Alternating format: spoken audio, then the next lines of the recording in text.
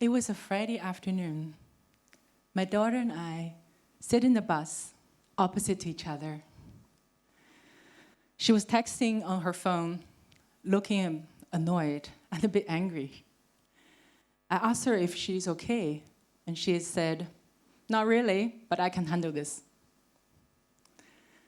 The next morning, she walked into my study room and sat next to me and shared with me that she and her best friend had been bullied by a guy on an online chat room. As a parent, I was alerted. I immediately was on action. So who's that guy? Is there a chat room moderator? Did you talk to him? Can he get rid of this guy? So my daughter just looked at me and smiled. No, we don't do that. We don't bully him because he bullied us. I was like, sure, that makes sense. But the problem is not solved. So I kind of suggested, how about you guys set up some ground rules and regulate everybody's behavior so there's a kind of mutual respect and there is nobody bully each other. And so everything, all the problem solved. No, I don't think so, my daughter said really firmly. We have talked to each other. And my friends, they suggested that we give this guy some time because we don't really know where this guy behavior really comes from. And instead of introducing some kind of rule, make everybody exhausted, we want to give this person some time, and each one of us will tell him that his behavior is not accepted in this chat room. So then, at the same time, we can get to know him. Hearing this, I was quite speechless. And to be honest, suddenly I just feel I didn't feel worried anymore. I was proud of her, and I was proud of these kids. And actually, I'm not even afraid of this guy who's hurting my daughter and her friend. And I feel strong. I feel strong and at peace to be connected with these kids and in one with these kids. Our world is dominated by two very strong worldviews. One is called a mechanistic worldview, and the other one is called the dualistic worldview. The mechanistic worldview that basically make us believe that the world is functioning like a static and closed machine system. And day in and day out, the machine just operates forever.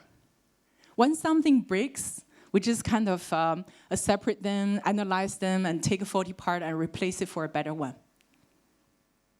And the dualistic worldview make us believe this world has two very contrasting and opposite elements, like good and bad, black and white, female and male, and us, them, nature and human, and me and the rest of the world. These two worldviews might have helped our humanity, advance our technology, and send our people to the moon. But unfortunately, they're not helping us to work on our social and cultural, ecological problems effectively, because many of these problems are actually created with this kind of worldviews.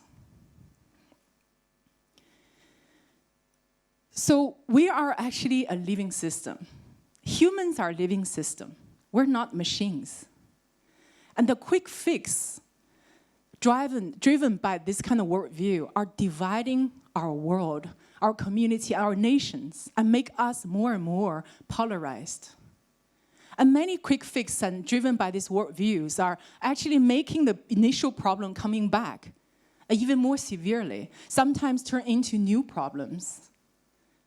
And are you aware that plastic bags are actually invented to replace paper bag in order to save more trees? So in reality, almost all the catastrophic changes and challenges we're facing in the world right now, we are co-responsible. Almost all the irresponsible political leader and business leader are co-produced by us. We did this through our culture, our education, our belief, our lifestyle, and our deepest desire. And we made them, and they're part of us. We can't plan to avoid these consequences because we didn't see all the connections below the surface. And when we take a step back, we can actually realize we are tugging at a web of relationship that is rarely visible, but is always there. When we look at these complex challenges, rather than deciding who to blame, we have to investigate deeply all the factors we have that have contributed to the problem and their root causes. There might include the individual actions and motivation. It could be also the mental model of concerned parties. Mapping contribution does not mean undermining the responsibility of an individual, but to make it more focused and accurate. The acts of blame and shame rarely take us to the heart of a problem. The event organizer asked me, so how can we reconcile progress and sustainability through education? My answer is, progress and sustainability, they go hand in hand. They're not separate pieces. No, they're not opposite. They're not competing or fighting with each other. They work together. They're one. They look after human society in a much larger living system. And together they also manage very carefully the use of resource that is needed and that is necessary for our future generation. If we truly want to tackle the sustainability challenge through education, we have to go beyond this mechanistic and dualistic worldview.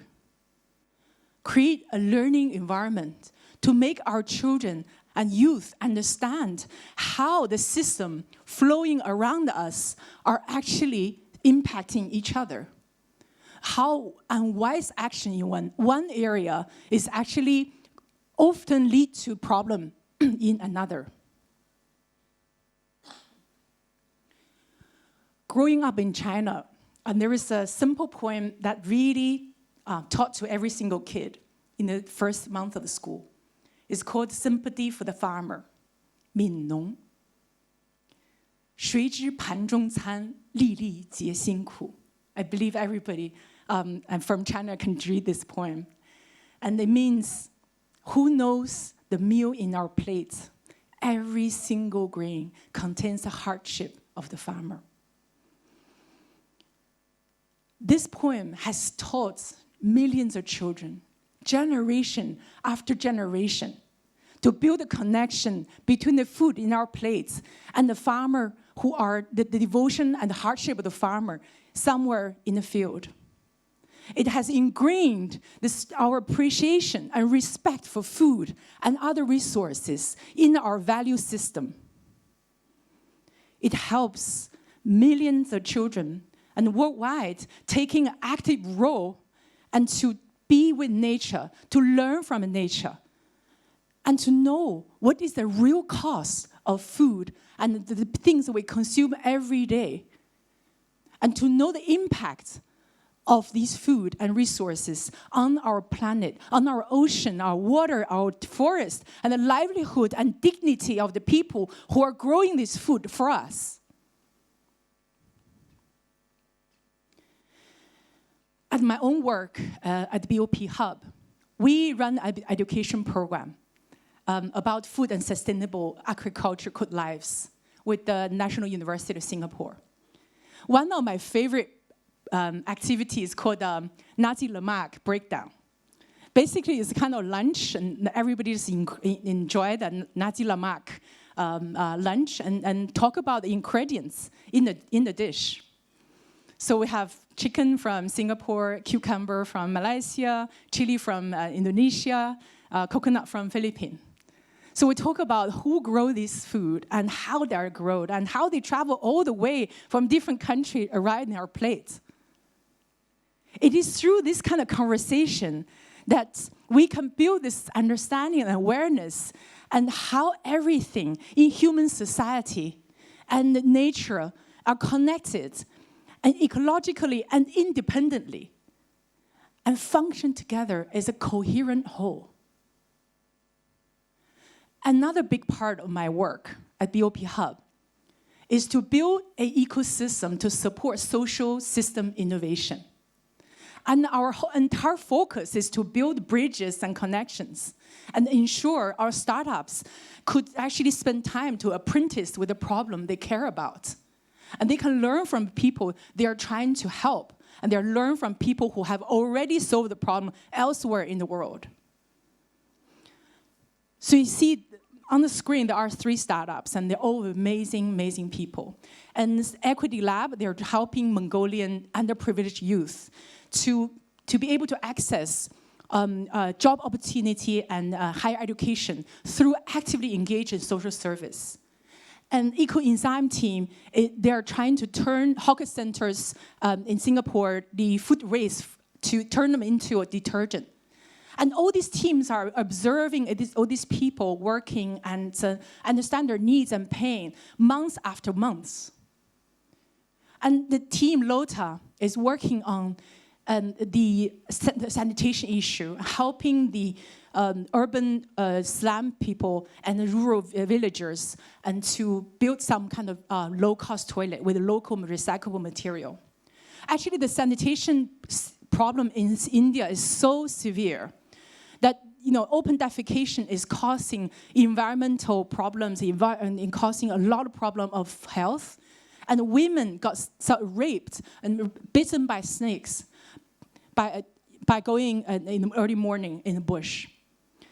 So government is putting a lot of money and effort to build toilet.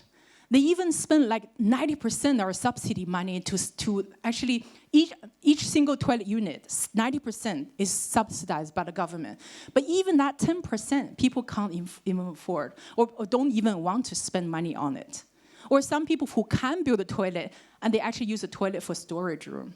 So the problem really remains unsolved. As you can see, it is really, really difficult. And driving social change is a really slow process. And our work is really not measured by the number of unicorns or some kind of star or hero entrepreneurs that we produce to save this world. It's about how to facilitate this conversation, to understand the problem, understand each other. It's about how actively engage as stakeholders and towards a common goal.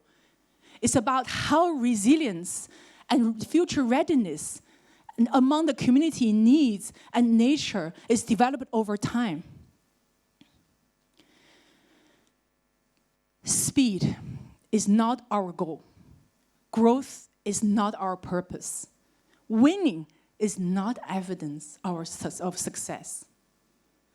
Through sensing, dialoguing, deep listening, empathizing, and asking a more beautiful question, we are able to have so much more insights about ourselves and about our world, and discover abundant wealth of wisdom, connections, and information and opportunity in our ecosystem, and find the right motivation to drive the real change. And driving such a change requires a very different kind of mindset and human intelligence. What I have learned from my child and her friends and the many young people around the world is a different paradigm of problem solving. It requires patience, calmness, clarity, compassion, curiosity, courage, choice, and collaboration. This approach includes postponing our judgment and staying with the problem a little bit longer. And the willingness to really step back and see the situation more fully and clearly with empathy. And to feel rather than just to think. And to be able to recognize all the weak signals that we're not able to pay attention to, rather than just look at big data. To be able to ask a better question, and before we jump into conclusions.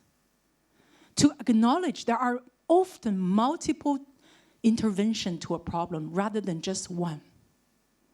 And to be able to welcome and include people that we don't like to be in our solution.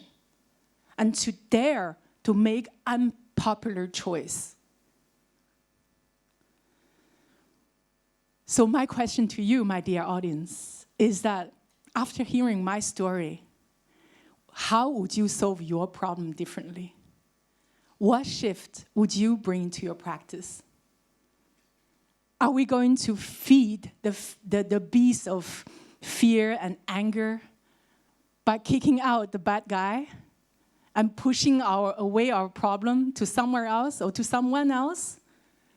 Or by introducing new rules and regulations and to struggle and fix the broken system?